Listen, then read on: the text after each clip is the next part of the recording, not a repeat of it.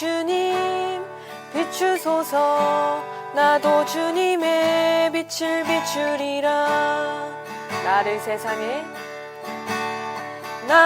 세상의 빛으로 부르신 주님 비추소서. 나도 주님의 빛을 비추리라. 어둠을 밝히는 빛, 어둠을 밝히는 빛, 온 세상을 비추는 빛. 산 위에 마을이 숨기지 못하네. 어둠을 밝히는 빛, 어둠을 밝히는 빛, 온 세상을 비추는 빛. 산 위에 마을이 숨기지 못하네. 나를 세상의 빛으로 부르신 주님 비추소서. 나도 주님의 빛을 비추리라. 나를 세상의 빛으로 부르신 주님 비추소서.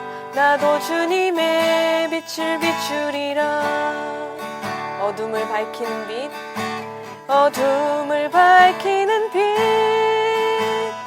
온 세상을 비추는 빛. 산 위에 마을이 숨기지 못하네.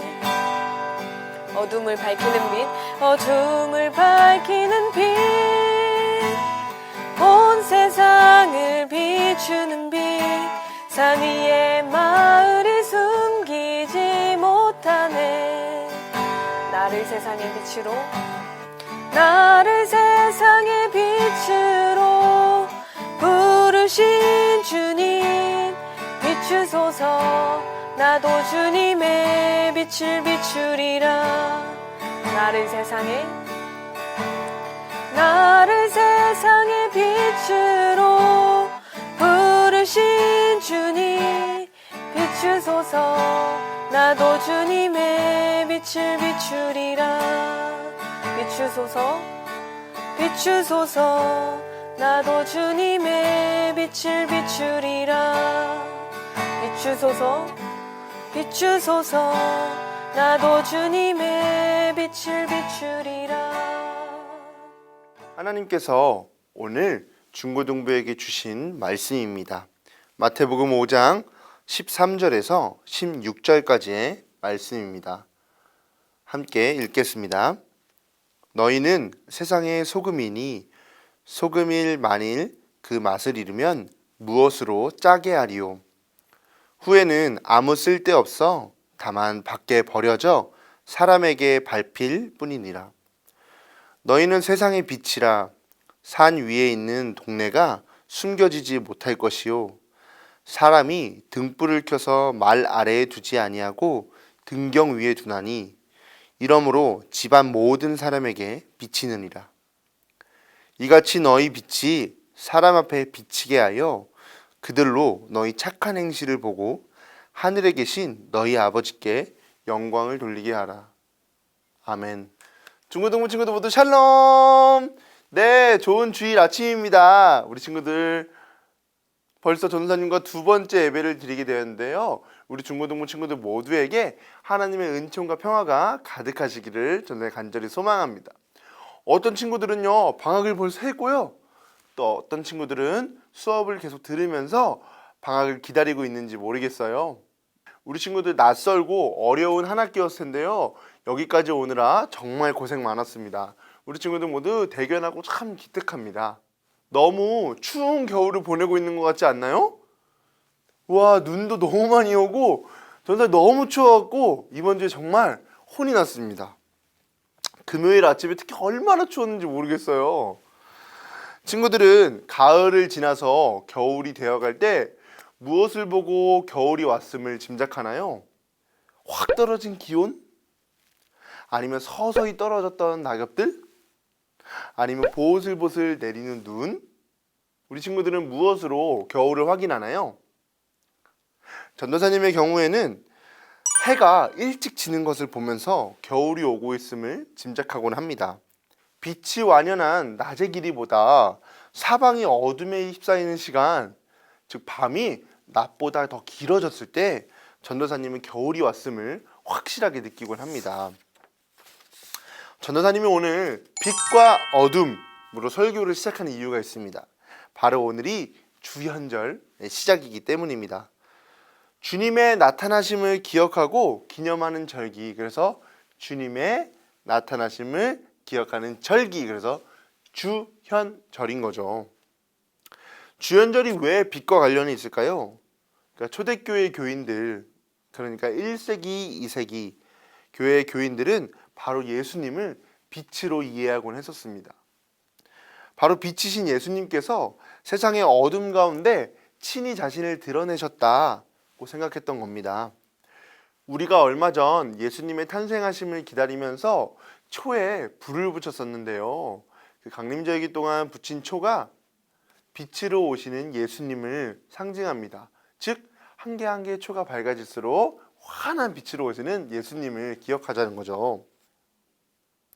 우리 성경 본문 몇 군데에서도 예수님을 빛으로 이해하는 경우가 있습니다. 특히 요한복음의 경우가 그것이 가장 두드러지게 드러나는데요.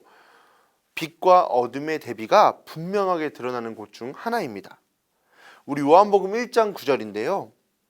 참빛 곧 세상에 와서 각 사람에게 비추는 빛이 있었나니 라고 말합니다. 여기서 말하는 참빛은 바로 예수님을 의미합니다. 초대교회 공동체 중 하나인 이 요한 공동체가 바로 이렇게 예수님을 고백했다는 거예요. 심지어 예수님 스스로도 요한복음에서 이렇게 말씀하십니다. 예수께서 또 말씀하여 이르시되 나는 세상의 빛이니 나를 따르는 자는 어둠에 다니지 아니하고 생명의 빛을 얻으리라. 요한복음 8장 12절입니다. 오늘 본문인 마태복음에서는 빛으로 오신 예수님을 요한복음에 비해 강조하고 있지는 않는 것처럼 보입니다. 그러나 마태복음에서도 예수님의 오심을 빛과 연결하는 몇몇 부분들이 있는데요. 대표적으로 예수님의 탄생 이야기에서 잘 드러납니다. 큰 별이 환한 빛을 내면서 동방박사를 인도하여 예수님이 태어나신 곳까지 인도합니다. 이 또한 빛으로 오신 예수님을 드러내는 부분이라고 할 수 있겠습니다. 사실 마태복음이 집중하고 있는 것은 빛으로 오신 예수님 그 자체 예수님이 아니라 빛이신 예수님과 우리의 관계 속에서 우리의 삶을 조명하고 있는 것입니다. 우리는 예수님을 믿는 그리스도인들이지요. 예수님을 믿는다는 것은 무엇일까요? 나 예수님 믿어! 말하면 예수님을 믿는 것일까요? 아니면 교회에서 세례를 받거나 교회에서 함께 예배하거나 함께 교회에서 고백하는 교리와 믿음의 내용에 대해서 동의하면 그것은 믿는 걸까요? 이러한 행동들이 믿음의 단계에 있어서 필요하기도 하고요. 믿음의 과정에 있어서 요구되어지기도 합니다. 그러나 이것이 믿음의 전부가 아닙니다. 또한 이것을 믿음의 본질이라 칭하기도 어렵습니다. 오히려 예수 그리스도를 믿는다는 것은 그가 우리에게 보여준 삶, 또 말씀하신 진리와 계명들을 지키며 살아가는 것이라고 할 수 있겠습니다. 우리가 예수 그리스도를 따라 살아가는 방식으로서 믿음이라는 독특한 관계를 우리와 예수님 사이에 맺는 것이죠. 오늘 본문은 마태복음 5장 산상수훈이라 불리는 시작장입니다. 산상수훈이 뭘까요? 네, 산 위에서 베푸신 가르침이다. 그래서 산상수훈입니다. 이 산상수훈이요, 산 위에서 가르쳐졌다고 하니까 분명히 누군가는 산 위에까지 와서 예수님이 베푸신 가르침을 들었을 거 아니에요? 누구였을까요? 우리 5장의 첫 번째 구절인데요. 이렇게 말하고 있습니다. 예수께서 무리를 보시고 산에 올라가 앉으시니 제자들이 나아온지라. 우리 친구들 등산 자주 하나요? 산을 오른다는 것은 그리 쉬운 일은 아닙니다. 전도사님이 등산을 좋아하는데요. 전도사님이 주변에 있는 지인들에게 우리 등산하러 갈래? 하면 대부분이 거절합니다. 왜요? 등산의 재미를 느끼지 못할 뿐만 아니라 등산은 꽤나 많은 힘이 소요됩니다. 물론 뜻밖의 재미와 보람을 느낄 수는 있지만 여전히 힘든 것은 사실입니다. 그런데 오늘 제자들이 예수님의 가르침을 듣기 위해서 등산을, 그러니까 산을 올라갔다는 겁니다. 제자는 누구일까요? 스승의 가르침을 듣고 스승의 가르침대로 또 스승이 살아갔던 방식대로 살아가는 사람들을 일컫는 거죠. 그렇다면 예수님을 믿는, 다시 말하자면 예수님을 따라 살아가는 믿음의 사람들인 우리가 바로 예수님의 제자입니다. 그러니까 마태복음 5장에서 전하시는 예수님의 말씀은 2000년 전 제자들에게 전했던 말씀이기도 하지만 오늘 지금 우리에게, 전도사님과 우리 중고등부 친구들에게 전하는 말씀이기도 한 것입니다. 메시지 성경으로 우리 방금 전에 보았던 첫 구절을 다시 읽어볼 건데요. 예수께서 자신의 사역으로 인해 큰 무리가 몰려드는 것을 보시고 산에 올라가셨다. 예수께 배우고 그분께 인생을 건 사람들도 함께 올라갔다. 즉 우리는 예수님께 인생을 건 제자들입니다. 그렇게 우리의 인생의 목적이 우리 자신만의 목적이 아니에요. 예수님께서 이루시고자 하는 목적이 바로 우리의 목적이 되는 것입니다. 빛으로 오신 예수님께서 지금 우리에게 말씀하시는 거예요. 너희는 세상의 소금이다. 너희는 세상의 빛이다. 세상의 빛? 우리 아까 요한복음 8장 12절에서 분명히 예수님께서 자신을 가리켜서 세상의 빛이라고 하셨었거든요. 그런데 이제는 우리를 향해서 세상의 빛이라고 말씀하시고 계신 거예요. 바로 우리가 세상의 빛이 될 차례라고 말씀하시는 것이죠. 세상의 빛이신 주님을 따라가는 삶이니까 우리도 당연히 세상의 빛이 되어야겠죠. 친구들, 과학 시간에 이 내용을 배웠는지 모르겠어요. 아니면 이후에 배울 수도 있을 텐데요.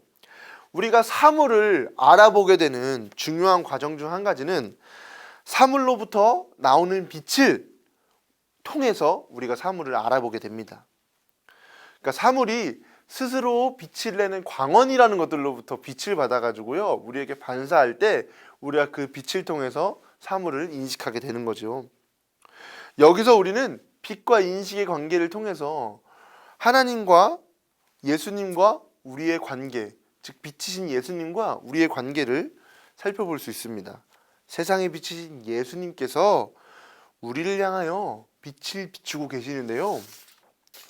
우리는 그 빛을 알기도 하고요, 또 머금고 있는 존재들이기도 합니다.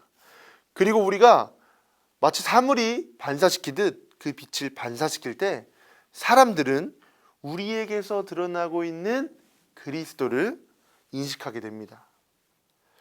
예수님께서 우리에게 빛을 비추시고 우리가 빛의 사람이 되어질 때 사람들은 우리를 통해서 예수 그리스도를 인식하게 된다는 것입니다. 너무 어려운 이야기였나요? 한마디로 우리는 빛이신 예수님을 반사하여 드러내는 제자들입니다. 그렇기 때문에 예수님께서 제자인 우리들을 향하여 너희는 세상의 빛이다 라고 말씀하시는 거지요. 가족의 빛, 학교의 빛, 연인의 빛, 교회의 빛이 아니라 바로 세상의 빛이라는 것입니다. 마치 산 위에 세운 마을처럼 숨겨지지 못하는 것입니다. 이스라엘의 산들을 보면요, 어때요? 우리나라의 산과 유사한가요? 우리나라는 숲이 울거져 있어서 거기에 동네가 있으면 잘 눈에 띄지 않는 경우들도 있습니다. 그런데요, 이스라엘 산들은 바로 이렇습니다. 그러니까 산 위에 동네가 있으면 한눈에 알아보겠죠? 또 이어지는 15절 말씀입니다. 사람이 등불을 켜서 말 아래에 두지 아니하고 등경 위에 두나니 이러므로 집안 모든 사람에게 비치느니라. 등불을 켜게 되면요, 이것을 등경 위에 두지 말 아래에 두지 않는다는 것입니다. 여기서 말이라는 게 뭐냐면요, 친구들, 되로 주고 말로 받는다. 이 말 있죠? 여기서 나오는 말입니다. 즉 어떤 부피를 가리키는 말이었는데요. 이스라엘에서 이 말이라는 건 어떤 항아리를 뜻하기도 합니다. 그러니까 등불은 집 안 모든 것을 비추기 위한 용도이지 말 아래 항아리로 이렇게 감추는 용도는 아닙니다. 그것처럼 그리스도인도요, 세상 속에 어둠을 비추는 사람들이라는 것, 그것이 목적이지 세상으로부터 감추어져 살아가는 그런 존재는 아니라는 것입니다. 빛은요, 스스로를 막 드러내려고 하지 않습니다. 그냥 드러납니다. 어둠 가운데 있기 때문에 자연스럽게 드러납니다. 빛이 내가 빛이야, 내가 밝히는 거야 하면서 자랑하듯 드러나는 건가요? 아니지요. 빛은 그저 빛일 뿐 빛이기 때문에 드러나는 겁니다. 그리스도인도 이와 같습니다. 그가 그리스도인이라고 드러내고 자랑하지 않더라도 그의 삶은 참 빛인 예수 그리스도를 동행하고 있기 때문에 그의 삶 속에서 빛이 드러나기 마련입니다. 그럼 그 빛을 드러내는 방식은 어떠할까요? 바로 오늘 본문의 마지막 절입니다. 이같이 너희 빛이 사람 앞에 비치게 하여 그들로 너희 착한 행실을 보고 하늘에 계신 너희 아버지께 영광을 돌리게 하라. 바로 이것이 우리가 빛을 드러내는 비밀이자 비밀 아닌 비법입니다. 이것을 유진 피터스는 메시지 성경에서 이렇게 옮기고 있어요. 너희에게 오는 손님을 기쁘게 맞아들여라. 후하게 베풀며 살아라. 너희가 다른 사람들에게 마음을 열면 그들도 너희에게 자극을 받아 하나님께, 하늘에 계신 자비로우신 아버지께 마음을 열게 될 것이다. 손님을 기쁘게 맞아들이는 것, 후하게 베풀며 사는 것, 또 마음을 여는 것, 그것이 하늘에 계신 우리 아버지를 향해 마음을 열게 하는 방법입니다. 그 열린 마음으로 주님께서 비치시는 빛이 쏟아지게 됩니다. 그것이 바로 우리가 세상의 빛으로 살아가는 방식입니다. 우리 친구들은 이 방법대로 이미 살고 있나요? 아니면 살아가 보려고 열심히 노력하고 있나요? 어떠한 삶의 모습이든 이러한 삶을 향한 순례의 여정 속에서 주님께서 우리 친구들을 도우시길 간절히 소망합니다. 사랑하는 중고등부 친구들, 코로나19 바이러스가 계속되고 있습니다. 예방 차원에서 모든 건물과 공동체는 문을 걸어 잠그고 있습니다. 이것은 모두가 함께 잘 살기 위한 하나의 예방이라는 방법이지요. 그런데 중요한 것은요, 우리의 마음의 문까지 걸어 잠그지는 말아야 한다는 것입니다. 그것은 이웃을 환대하지 못할 뿐만 아니라 주님께서 우리에게 비추시는 빛조차 받아들이지 못하게 합니다. 우리가 이웃을 향하여 맞아들이고 베풀며 살고 나아가 마음을 열 때 그 연 마음으로 주님께서 비추시는 빛이 쏟아지게 됩니다. 또 그 쏟아진 빛은요, 우리의 삶을 통해서 반사되어 우리와 함께 살아가는 모든 세상에게 하늘에 계신 하나님 아버지를 드러내게 하고 또 알게 만듭니다. 세상의 빛, 새빛으로 살아가는 여러분들이 되시길 간절히 소망합니다. 이 시간 전도사님과 두 눈을 감고 두 손을 모아 한번 기도하겠습니다. 모든 빛의 근원이신 하나님, 우리의 주변을 돌아보면 칠흑 같은 어둠이 우리를 덮쳐올 것만 같습니다. 그러나 주님, 우리가 어떠한 상황에서도 당신의 빛을 내뿜는 존재가 되길 원합니다. 우리에게 비추신 밝은 빛을 기억합니다. 은총이요 사랑이신 그 빛이 지금의 우리를 있게 했음도 고백합니다. 우리도 그 빛 반사하며 세상의 빛으로 살아가는 한 명의 그리스도인이 되게 하옵소서. 우리가 내뿜는 그 빛으로 인해 우리의 주변의 모든 이들이 빛의 근원이신 하나님을 알게 하여 주옵소서. 먼저 세상에 비치셨고 우리를 세상의 빛으로 부르시는 예수님의 이름으로 기도합니다. 아멘. 네, 친구들, 오늘도 예배 너무 잘 드렸는데요. 전도사님, 우리 중고등부 친구들에게 한 가지 광고할 것이 있습니다. 동영상 하단에 보면요, 전도사님이 구글 설문지 링크를 하나 만들어 놨어요. 그 링크에다가요, 우리 예배에 관해서 하고 싶은 말도 있을 거고 또 전도사님과 선생님들에게 바라는 무언가도 있을 수도 있어요. 뭐 예를 들면 신방도 좋고요. 그러한 이야기를 담을 수 있는 공간을 만들었는데요. 비공개, 즉 이름이 공개되지 않으니까요. 친구들 거기다가 쓰고 싶은 말들을 써서 전도사님이랑 선생님들에게 보내주면 전도사님과 선생님들이 한번 보고 아주 기묘한 아이디어를 통해서 그러한 친구들의 필요를 한번 잘 채워가 보도록 하겠습니다. 전도사님이 주중에 우리 친구들에게 전화할 거예요. 전화를 웬만하면 받아주시고 또 전화를 못 받았으면 전도사님이 보낸 문자에 한번 잘 답장해 주시면 전도사님은 또 다음 기회에 연락하면 되니까요. 한번 우리 그렇게 이번 주도 또 보내봅시다. 그럼 우리 다음 주 예배 때 만나요. 안녕.